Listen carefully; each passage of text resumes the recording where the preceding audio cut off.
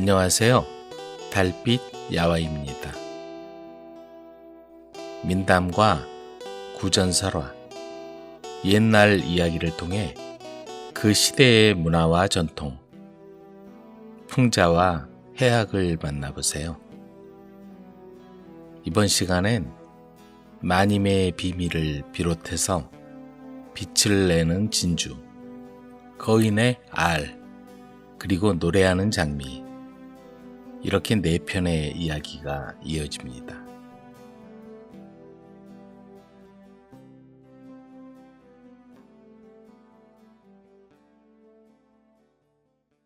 마님의 비밀.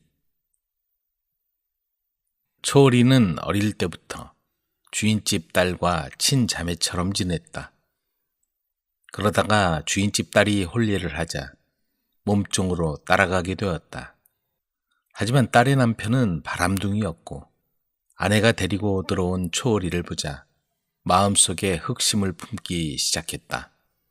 초월이는 천한 처지지만 풋풋한 나이에 용모가 단정하고 행동이 얌전해서 양반집 규수 못지않았다. 눈치가 빠르고 민첩한 초월이는 며칠 가지 않아 남자의 눈빛이 예사롭지 않다는 걸 느낄 수 있었다. 내 비록 아씨를 모시고 있었으나 어릴 적부터 지금까지 친자매나 다름없이 지내왔는데 여기 더 있다가는 무슨 일을 당할지 몰라. 초월이는 그런 생각을 하며 주인집 딸의 얼굴을 떠올렸다. 이날 이때까지 같이 먹고 자고 서로 의지했는데 도망쳐서 피하는 게 상책이야. 아씨께 얘기하면 허락하지 않을 테니 몰래 떠나버리자.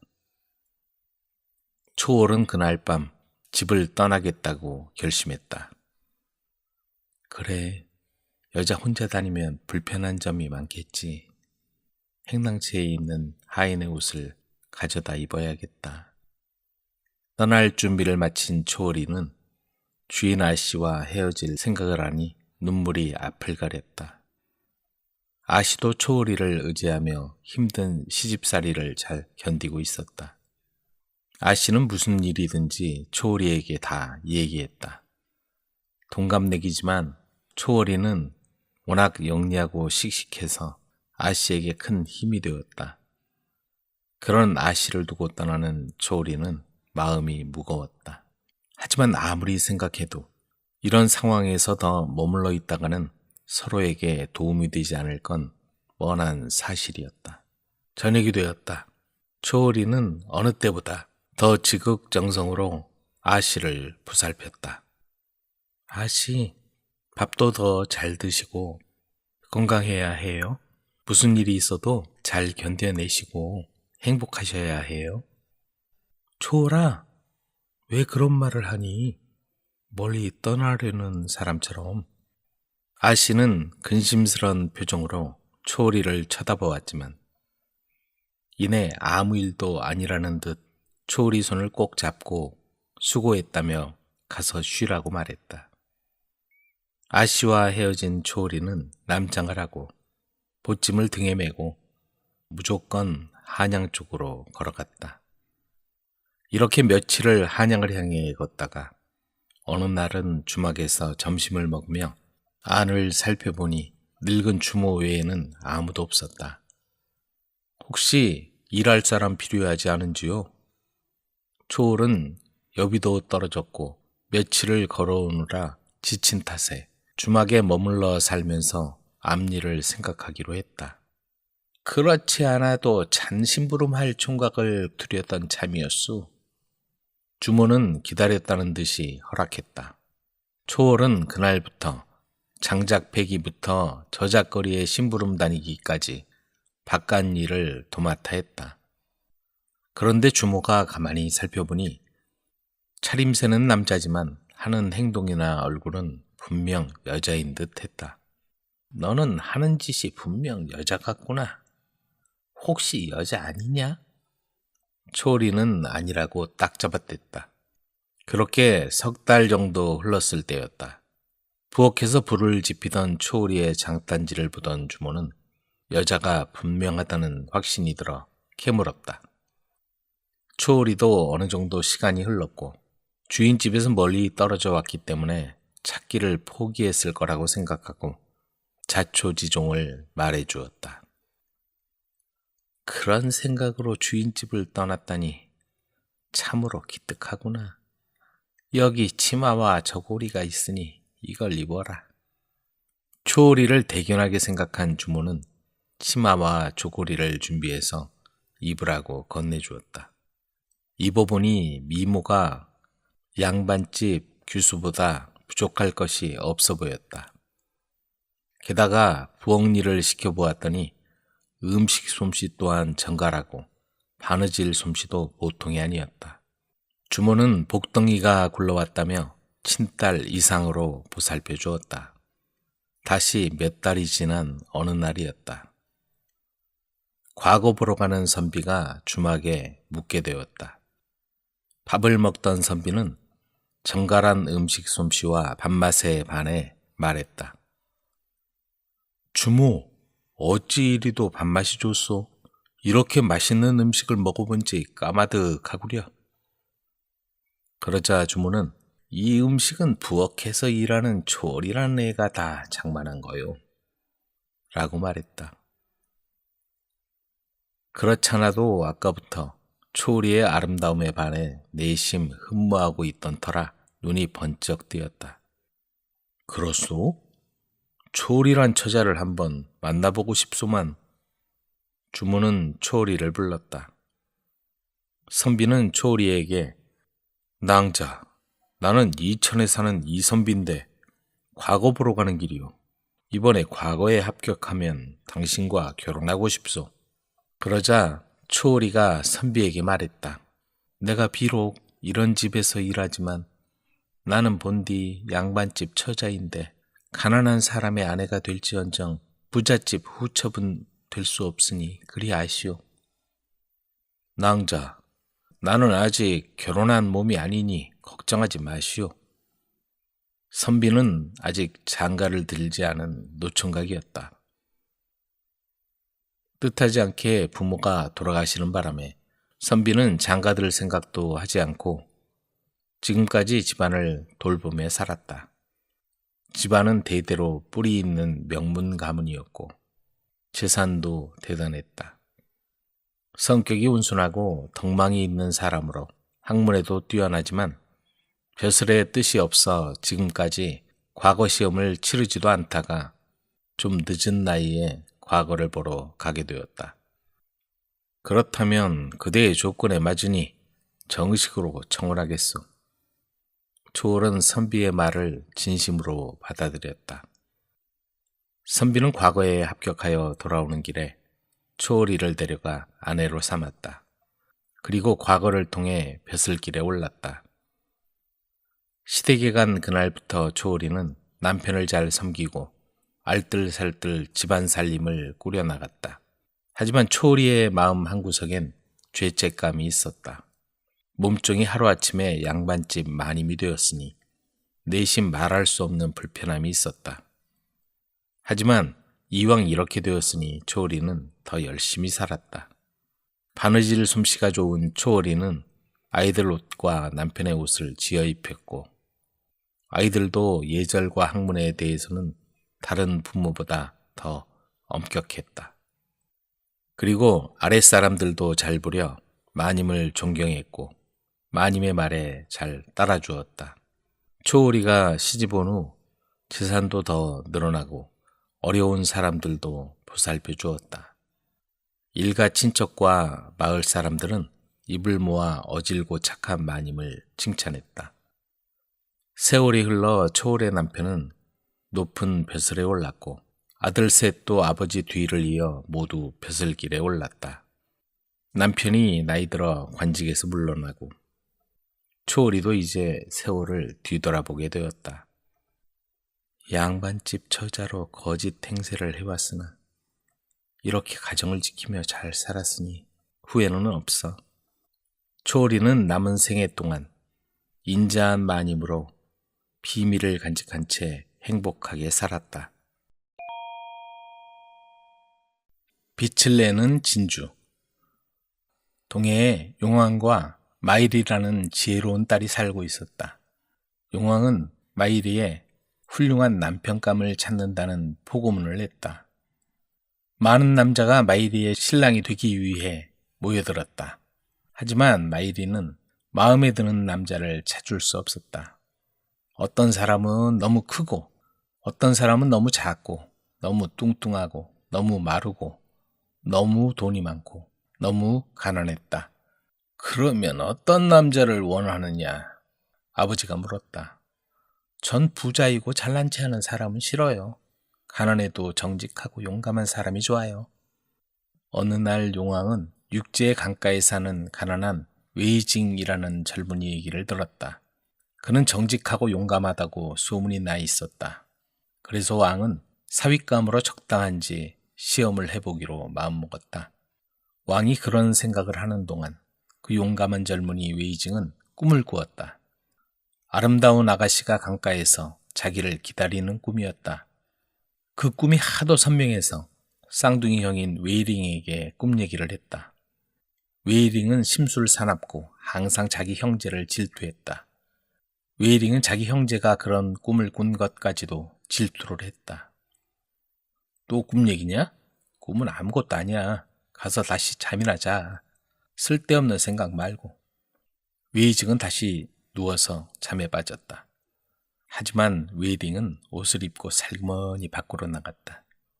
웨이징은 다시 같은 꿈을 꾸었다. 꿈을 깨도 현실같이 느껴졌다.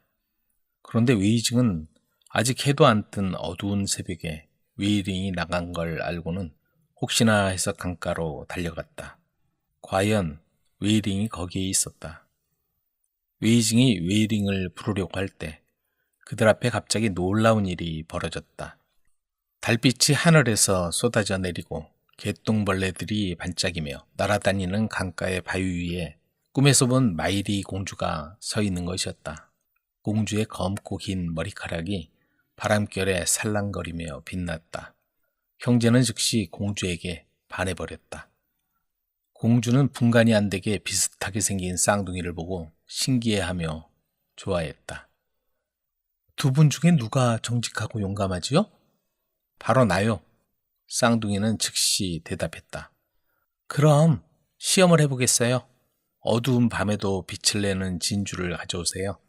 그 사람이 내 남편이 될 거예요. 그 진주는 동해의 용왕이 가지고 있어요. 공주는 쌍둥이 형제에게 마법의 낫을 주면서 말했다. 이 낫이 바닷길을 열어줄 거예요. 나머지는 스스로 해결하세요. 웨이링은 웨이징이 먼저 진주를 찾아낼까봐 즉시 달려갔다. 하지만 웨이징은 마이리 공주와 더 얘기를 나누며 시간을 보냈다. 얘기를 나눌수록 더 공주를 좋아하게 되었다. 웨이징은 한참 얘기를 나눈 후에야 공주에게 작별을 고하고 진주를 찾으러 출발했다. 웨이징은 우선 여행 준비를 하기 위해 오두막으로 돌아왔다. 그런데 오두막에는 쌍둥이 형이 한 마리뿐인 말과 음식 부스러기까지 모두 가져간 뒤였다. 그래서 웨이징은 몇 날을 먹지도 못하고 걸어가야 했다. 목이 마르면 시냇물을 마시고 배가 고프면 과일을 찾아 따먹으며 고생을 했다. 그동안 웨이링은 큰 홍수가 휩쓸고 간 어느 강가 마을에 도착했다. 사람들은 모든 걸 잃고 절망하고 있었다. 웨이링은 마을 사람에게 무슨 일이 있었는지 물었다. 얼마 전에 큰 홍수가 있었어요. 그래서 우리 마을은 폐허가 되었고 우린 굶주리고 있지요. 마을을 구하는 단 한 가지 방법은 용왕한테 가서 황금 국자를 빌려오는 거랍니다. 내게 배를 한 척 빌려준다면 내가 용왕한테 가서 황금 국자를 빌려오겠어. 웨이링은 배를 얻기 위해 마음에도 없는 말을 했다. 마을 사람들은 고마워하며 겨우 몇 척 안 남은 배 중 한 척을 빌려주었다. 웨이링은 배를 타고 물이 불어난 강을 건너서 동해로 향했다. 웨이징도 얼마 후에 그 마을에 도착했다. 그는 마을 사람들을 도울 방법이 있는지 물었고 마법의 황금 국자에 대한 얘기를 들었다. 지금 용궁에 가는 길이니 제가 가져오겠습니다. 마을 사람들은 기뻐하며 그에게도 배를 빌려주겠다고 했다. 하지만 웨이징은 마을 사람들에게 배가 더 필요할 거로 생각했다. 아닙니다. 전 수영을 하면 됩니다. 배는 여러분에게 더 필요하실 겁니다. 그는 말을 마치자마자 강으로 뛰어들었다. 웨이징은 파도 치는 강을 헤엄쳐가며 마침내 거친 동해에 닿았다. 바람이 불고 비가 쏟아지고 파도가 무서울 정도로 높았다. 그런데 그곳에 웅크린 채 벌벌 떨고 있는 웨이링이 있었다. 그는 겁이 나서 거친 바닷물로 뛰어들지 못하고 있었다. 하지만 웨이징은 조금도 망설이지 않고 마법의 낫을 이리저리 휘두르며 파도 속으로 몸을 던졌다. 그러자 물이 즉시 거치고 걸어갈 수 있는 길이 드러났다. 웨이링은 말 한마디 없이 웨이징 뒤를 쫓아갔다. 용왕의 궁전은 거대한 동굴이었다. 길가에는 녹색 해초가 드리워져 있었고 커다란 정문에는 거대한 대합 조개에서 만들어진 진주들이 박혀 있었다. 궁전 문 앞에 용왕이 서 있었다. 자네들을 만나 기쁘네. 기다리고 있었네. 내 보물을 보여주지. 용왕이 미소를 지었다. 용왕이 데려간 곳은 보물이 가득 찬 작은 동굴이었다. 그곳엔 온갖 보석들과 보물로 가득한 상자들이 잔뜩 쌓여 찬란하게 빛나고 있었다. 이 보물들을 보는 건 괜찮지만 가질 수 있는 건 각자 단 한 개씩 뿐이네. 용왕이 경고했다. 그럼 제가 먼저 선택하겠습니다. 욕심 많은 웨이링이 먼저 나서며 말했다. 웨이링은 탐욕스럽게 주위를 둘러보고는 진주로 가득 찬 바구니를 보자마자 가장 영롱한 빛을 내는 진주를 집었다. 진주를 손에 넣은 웨이링은 다이아몬드에도 욕심이 생겨 몰래 훔치려고 했지만 문지기가 지켜보고 있어서 포기하고 동굴에서 나왔다. 웨이징도 빛을 내는 진주를 마음에 두고 있었지만 마을 사람들과의 약속 때문에 황금 국자를 집었다. 웨이징이 밖으로 나오자 웨이링은 이미 가버리고 없었다. 용왕은 직접 궁전 입구까지 배웅을 해주었다. 웨이링은 홍순한 마을에 먼저 도착했다. 마을 사람들이 기대에 찬 환한 얼굴로 그를 맞았다. 황금 국자는 가져왔나요? 용왕이 빌려주기를 거절했소. 웨이링은 거짓말을 하고 말을 타고 서둘러 떠나버렸다. 잠시 후 웨이징이 도착했다. 황금 국자는 가져왔나요? 네, 여기 황금 국자가 있습니다. 웨이징은 황금 국자로 물을 퍼내기 시작했다. 그러자 넘치던 물이 순식간에 줄어들고 강바닥에서 거대한 조개가 드러났다. 그 조개 안엔 검은 진주가 들어있었다. 지금까지 이런 진주 조개는 본 적이 없소. 진주를 우리를 도와준 저 젊은이에게 줍시다. 고맙습니다. 웨이징은 검은 진주가 공주가 원하는 게 아니었지만 마을 사람들에게 감사하며 받았다. 웨이징은 마을 사람들에게 작별 인사를 하고 마이리 공주에게 떠났다. 웨이링과 웨이징은 거의 동시에 공주에게 도착해 각자의 진주를 내놓았다. 수고했어요. 밤이 되면 어떤 진주가 빛을 내는지 볼 수 있을 거예요. 쌍둥이 형제는 해가 질 때까지 기다렸다. 형인 웨이링은 당연히 자신의 진주가 빛을 낼 거로 생각하며 자신만만해 있었다. 마침내 해가 지고 밤이 되었다. 웨이링은 공주가 자기의 눈부시고 빛나는 진주를 꺼내자 기대에 찬 눈빛으로 바라보았다. 그러나 그 진주는 영롱하게 빛나던 빛이 곧 사라져버렸다. 아니, 이럴 리가 없어. 웨이링은 그 진주를 받아들고 거세게 흔들고 소매로 문질러 댔지만 빛이 나지 않았다. 웨이링은 매우 실망했다. 다음으로 마이리 공주는 웨이징의 진주를 꺼냈다. 그러자 까만 진주는 수많은 별처럼 찬란한 빛을 냈다. 그 빛이 너무 밝아서 웨이링은 눈을 감아버렸다. 잠시 후 웨이링이 눈을 다시 떴을 때 마이리 공주와 웨이징은 그곳에 없었다. 용감하고 착한 웨이징은 아름다운 마이리 공주와 결혼해서 행복하게 살았다. 거인의 알. 오래전 어떤 왕국에 매우 용감한 젊은이가 있었다. 아버님, 모험을 떠나려고 합니다. 허락해 주십시오. 아버지는 아들이 간절히 원하자 마지못해 허락하고 말았다. 용감한 젊은이는 말을 타고 모험을 찾아 여행을 떠났다. 젊은이가 숲에 이르렀을 때 갑자기 개 짖는 소리와 사자가 으르렁거리는 소리가 들렸다. 동물 4마리가 보였다.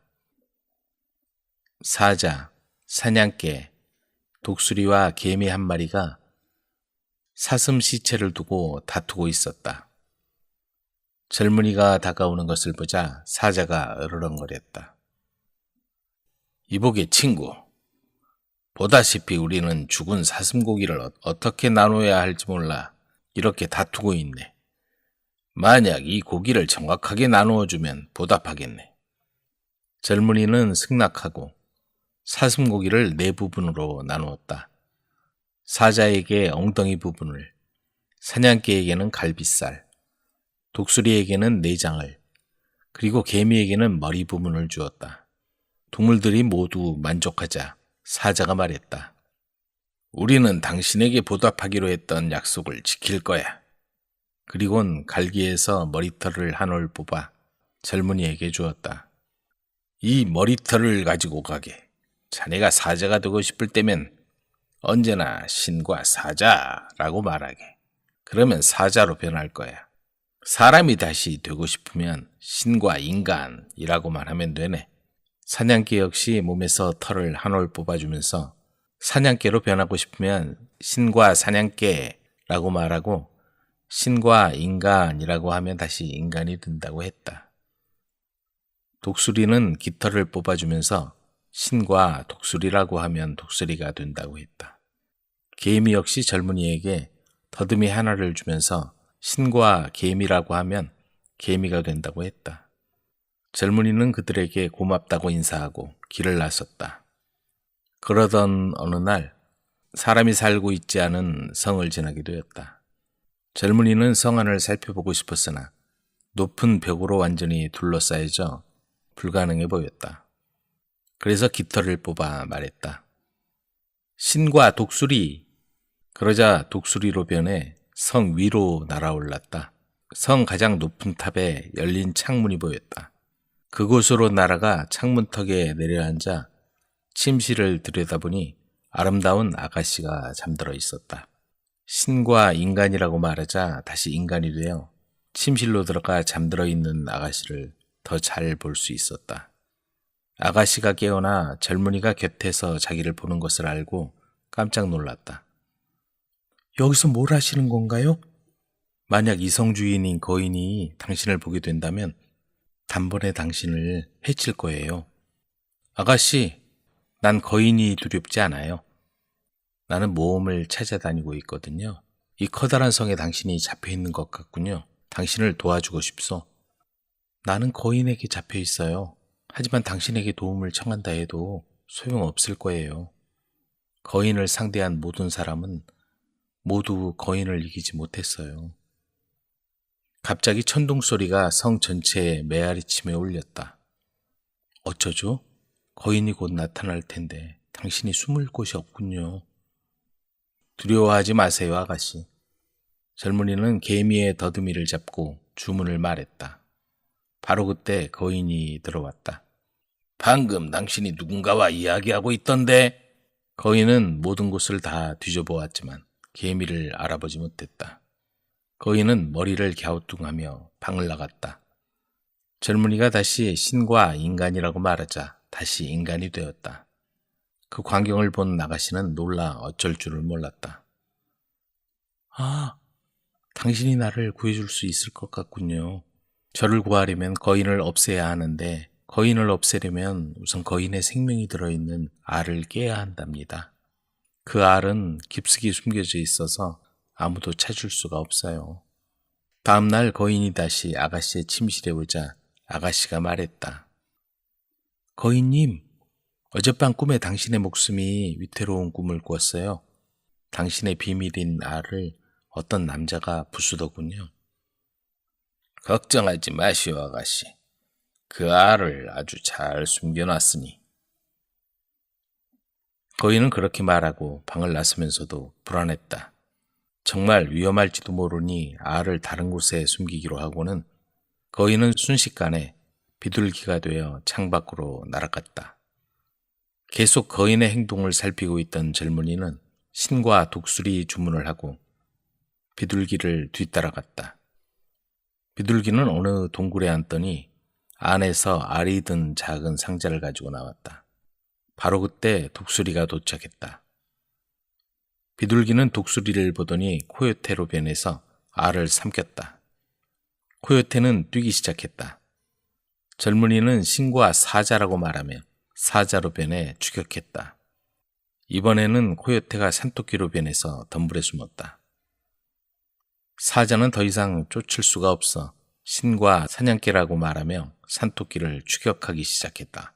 산토끼는 잡힐 위험에 처하자 재빨리 비둘기로 다시 변했다.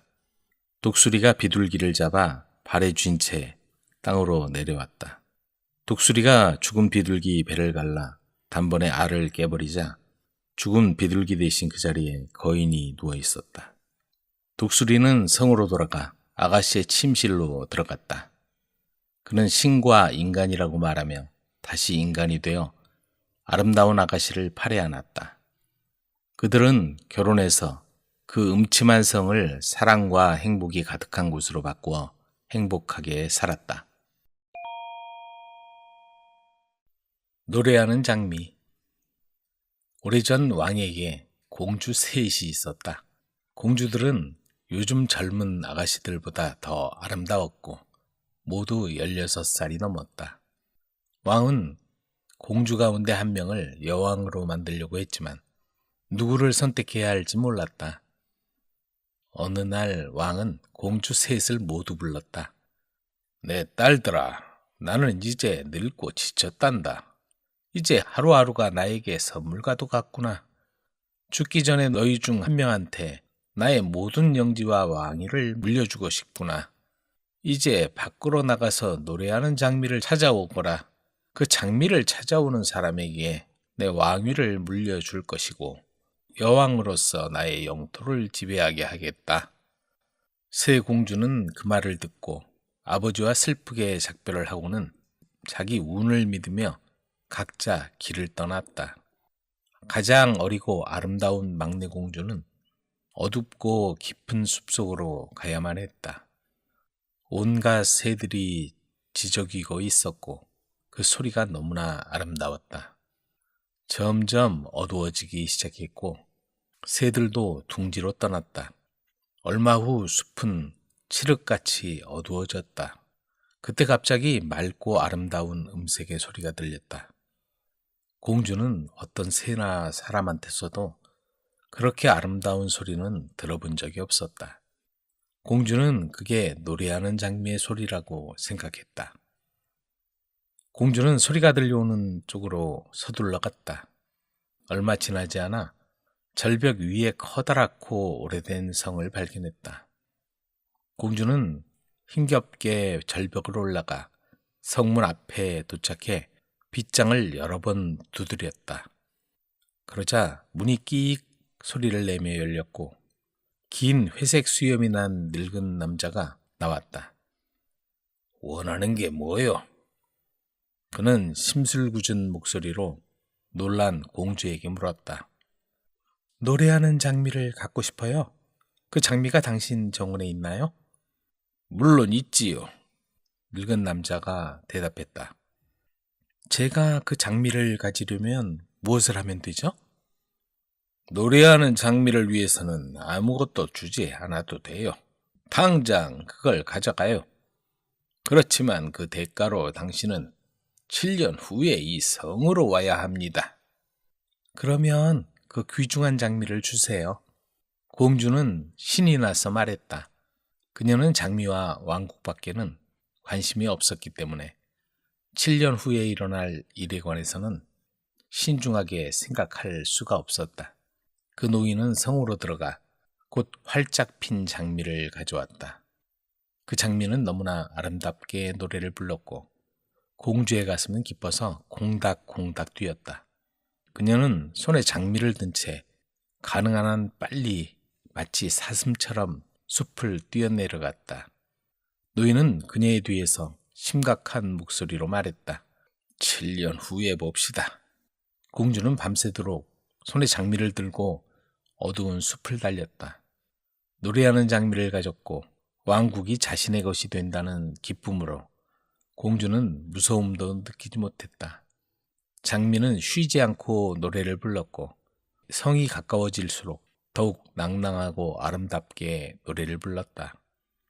공주는 성에 도착해 아버지에게 그동안 있었던 일을 모두 들려주었다. 장미는 아름답게 노래 부르고 있었다. 성 전체가 기쁨에 뒤덮였고 왕은 축하 의식을 열었다. 곧 두 언니도 돌아왔다. 언니들은 아무것도 찾지 못했고 빈손으로 집에 돌아와야 했다. 그리고 장미를 가지고 왔던 막내 공주는 아버지가 살아있었지만 여왕이 되었다. 왕의 가족들은 아름답고 즐거운 나날을 보냈다. 시간이 흘러 마침내 7년이 지났다. 7년이 지나 8년이 된 첫 번째 날, 노인이 왕 앞에 나타나 노래하는 장미를 가져간 딸을 달라고 했다. 왕은 첫째 공주를 노인에게 데려다 주었다. 그러자 노인은 고개를 흔들며 그녀가 아닙니다 하고 말했다. 왕은 노인이 속임수에 넘어가지 않는다는 걸 알아채고는 가슴을 치며 가장 젊고 사랑스러운 공주를 넘겨주었다. 공주는 이제 회색 수염을 가진 노인을 따라 성으로 가야 했다. 그녀가 그에게 노래하는 장미를 얻었기 때문이다. 공주는 성에서 이 늙은 주인 말고 아무도 없다는 생각에 슬픔에 잠겼다. 시간이 흐를수록 그녀는 아버지와 언니들이 그리웠다. 성에는 아주 많은 보석이 있었지만 공주의 사랑하는 가족들이 없었기 때문에 그녀의 기분은 좋아지지 않았다. 그녀는 항상 고향을 생각하며 보냈다.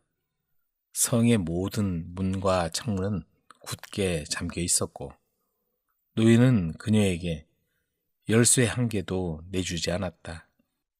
어느 날 그녀는 첫째 언니가 성 근처의 왕자와 며칠 안에 결혼식을 올린다는 소식을 듣게 되었다. 두근거리는 가슴을 안고 그녀는 노인에게 가서 언니 결혼식에 참석할 수 있게 해달라고 부탁했다. 가게 해주지. 하지만 결혼식 내내 한 번도 웃지 마라. 만약 내 명령을 어겼다가는 너를 그냥 두지 않겠다. 나는 계속 네 옆에 있을 거고 만약 조금이라도 웃으려고 입을 벌린다면 벌을 받게 될 거다. 명심해라. 노인이 말했다. 공주는 지키기 쉬울 거라고 생각했다. 그리고 결혼식 날이 되자 그녀는 회색 수염이 있는 노인과 함께 결혼식장에 나타났다. 너무나 오랜만에 딸을 만난 왕은 기쁨에 휩싸였다. 그녀는 매우 행복했지만 노인의 명령을 잊지 않고 단 한 번도 웃지 않았다. 그날 밤 그녀는 사랑하는 가족을 떠나 그 노인과 함께 외로운 성으로 슬프게 돌아왔다. 단조로운 그녀의 삶이 또 시작되었고 불쌍한 공주는 이 시간이 끝나기를 항상 기도했다. 두 번째 언니가 곧 결혼한다는 소식을 들었다. 그 소식은 다시 한번 그녀의 가슴을 두근거리게 했고 노인에게 가서 언니 결혼식에 참석할 수 있게 해달라고 부탁했다. 가게 해주지. 하지만 이번에는 결혼식 동안 단 한 번도 말을 하면 안 된다. 이번에도 나는 계속 내 옆에서 감시할 것이다. 노인이 말했다. 공주는 이것도 지키기 쉬울 것으로 생각했다. 그리고 결혼식 날이 되자 회색 수염이 있는 노인과 함께 결혼식장에 나타났다. 너무나 오랜만에 딸을 본 왕은 몹시 기뻤다. 모든 사람이 밖으로 나와 그녀를 맞이했다. 그들은 그녀를 환영하며 이것저것 물어보았다. 그녀는 말을 못하는 척하면서 아름다운 입술 사이로 단 한마디도 새어나가지 못하게 했다. 하지만 이번엔 저번처럼 약속을 지키지 못하고 저녁 식사 시간에 모두 다정히 말하는 걸 보고는 아주 짧은 말 한마디가 튀어나왔다. 노인은 재빨리 뛰어와 그녀의 손을 잡고 연회장을 나와서 그녀를 외로운 성으로 데리고 갔다. 성엔 아주 많은 보석이 있었지만 공주는 보석엔 관심이 없었다. 어느 날 그녀가 장미가 탐스럽게 피어서 노래하는 정원을 슬프게 걷고 있을 때 노인이 말했다. 여왕이여, 만약 내일 12시가 되면 내 목을 3번 치시오. 그러면 이 성 안의 모든 것이 당신 것이 되고 당신은 영원히 자유로워질 것이오. 공주는 노인의 말을 듣고 위험을 무릅쓰고 실행하기로 했다. 그 다음 날이 되자 노인은 12시 조금 전에 나타나 목을 내놓았다. 그녀는 허리에 차고 있던 칼을 뽑아서 성의 시계가 울릴 때마다 칼을 3번 내리쳤다. 그러자 놀랍게도 피가 흐르는 대신에 머리에서 열쇠가 떨어졌다. 그건 성 안의 모든 문과 창고를 열 수 있는 열쇠였다. 그곳에서 그녀는 수많은 값진 보석들을 발견했고 부자가 되어 영원히 자유롭게 살았다.